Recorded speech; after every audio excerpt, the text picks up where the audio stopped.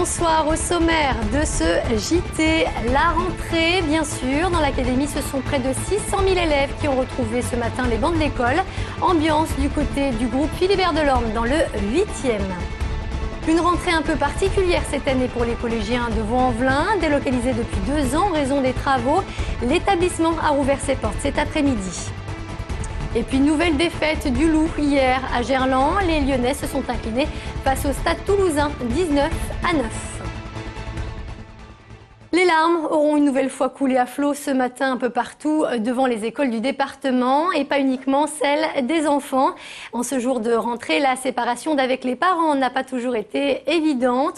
Ambiance du côté de l'école Philibert Delorme où s'est rendu ce matin Benoît d'Autriche. Pas de doute, dans la cour de l'école Philibert Delorme, ça sent la rentrée. Les 400 élèves sont là, les enseignants aussi, et a priori, tout le monde est content. Je passe en CM2 et je vais chez Madame Joannelle. Je suis chez Monsieur Mathieu Benoît et je suis un peu content d'être au CM2. On est bien, on est content d'aller à l'école, on va bien travailler, tout ça.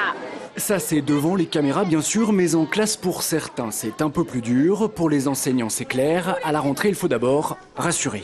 C'est stressant, une rentrée, voilà. C'est des enfants qui arrivent au compte-gouttes, qui pleurent, d'autres qui sont plutôt contents. La première journée, c'est jamais très facile. Et puis, il y a aussi les parents, et là encore, ce n'est pas forcément évident. Certains ont pris leur matinée aujourd'hui pour mieux gérer la séparation. Non, ça va, on les a bien préparés. Ça fait déjà quelques jours qu'on en parle. On va sentir un vide là en rentrant à la maison. Bon, l'aîné, ça s'est bien passé. Et puis les jumeaux, le garçon, ça va. Et puis la petite, un petit peu. On est vite partis. Enfin, dernière rentrée aujourd'hui, celle des hommes politiques. Le maire de Lyon avait choisi précisément cette école-là parce que la ville vient d'y injecter 5 millions d'euros en 3 ans. En tout, c'est près d'une centaine d'établissements qui ont fait peau neuve cet été. C'est 99 millions d'euros que nous mettons dans les écoles, 5 écoles construites sur ce mandat, puis en même temps en entretenant les autres.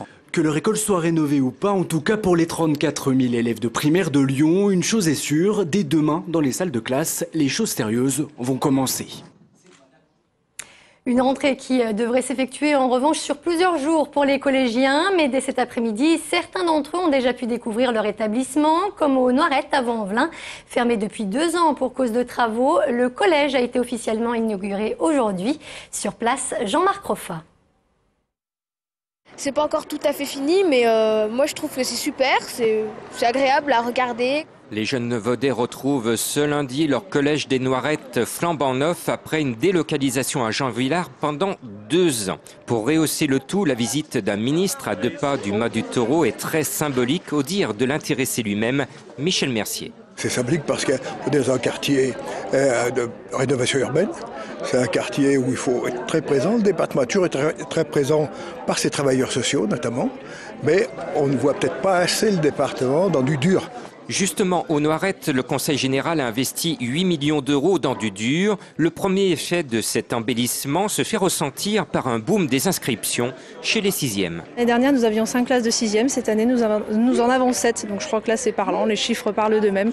Il y a un vrai engouement pour cet établissement scolaire et on est en vraie progression au niveau des effectifs. Du point de vue des équipements, des outils numériques qui sont offerts par le Conseil général aux professeurs et aux élèves, je pense qu'il y a des conditions idéales pour réussir et pour réussir dans le bien-être.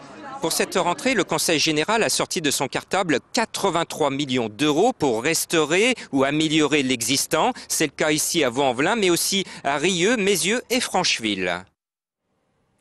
Enfin, sachez pour être complet sur ce sujet que cette rentrée 2011 ne se sera pas déroulée sans couac puisque cet après-midi, des parents d'élèves de Vénissieux ont occupé l'école du Clos Verger.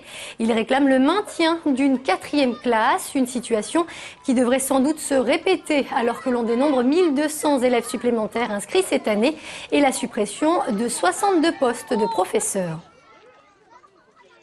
Pour les enfants qui sont en grande section, qui vont passer à l'école primaire l'année prochaine et qui ont moins de chances de réussite que les autres en étant dans des classes surchargées dans un petit périmètre. Donc en ayant 4 classes, on décharge les classes, ce qui permet de mieux travailler pour tout le monde dans de meilleures conditions.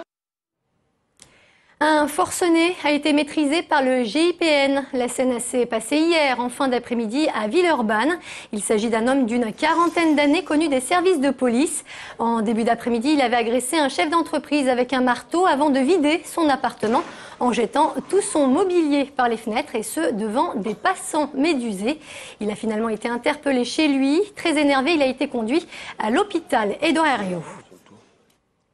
Triste anniversaire aujourd'hui, cela fait 100 jours que 3 membres de l'ONG lyonnaise Triangle Génération Humanitaire sont retenus en otage au Yémen.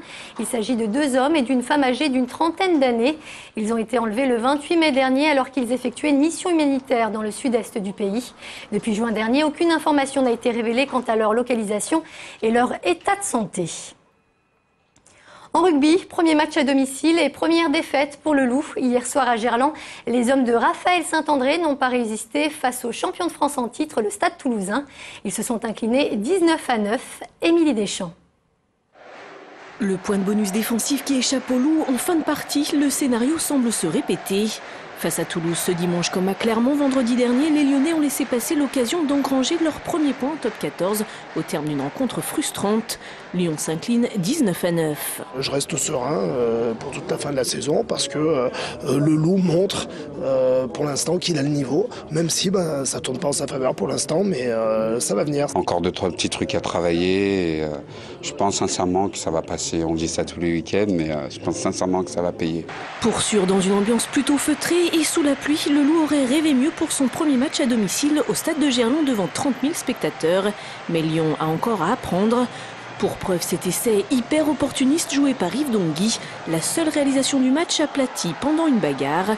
Toulouse, le champion de France en titre qui était là pour décrocher sa première victoire, a fait le travail. L'adversaire apprend, c'est pas évident de rentrer dans le top 14. Ils ont fait un match admirable à Montferrand, ils se tapent le Stade Toulousain aujourd'hui, donc c'était peut-être trop rapproché. Et si le Loup a montré de bonnes intentions, c'est maintenant des points qu'il faut aller chercher. Agen, Brive et Bordeaux ayant chacun une victoire, la course est d'ores et déjà lancée. Il y a 26 journées, ils n'ont pas joué Toulouse, ils n'ont pas joué Clermont, on en reparlera à la fin. Mais la suite s'annonce chargée pour Lyon. 3 déplacements attendent désormais le Loup. Les Lyonnais se rendront à Agen vendredi prochain avant d'aller affronter Brive et le Racing. C'est sous la pluie, avec près d'une demi-heure de retard au planning, que les 800 coureurs de la Luc du Nôme Roller Contest se sont élancés hier dans les rues de Lyon. Une 8e édition particulièrement difficile donc et surtout périlleuse. Une vingtaine de chutes ont d'ailleurs été recensées sans grande gravité heureusement. Quant au marathon, l'épreuve reine, il a dû être réduit d'une dizaine de kilomètres. On écoute à ce sujet l'organisateur de la course. Les conditions ont vraiment été sévères dans la demi-heure qui a précédé le départ du marathon. On a réduit le circuit pour en faire, disons, quelque chose d'environ 30 km.